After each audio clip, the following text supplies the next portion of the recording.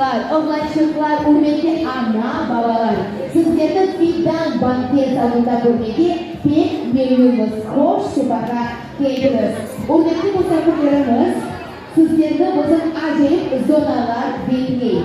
Hatta arkadaş genç gençlerin yardımcıları sizler için meraklı yarışlarını, acayip bakışlarını, diğer meselelerden hazırladılar. Geçiyoruz.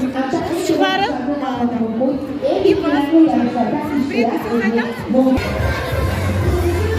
Geri kan ki. Gelin ısınsınlarмен beraber.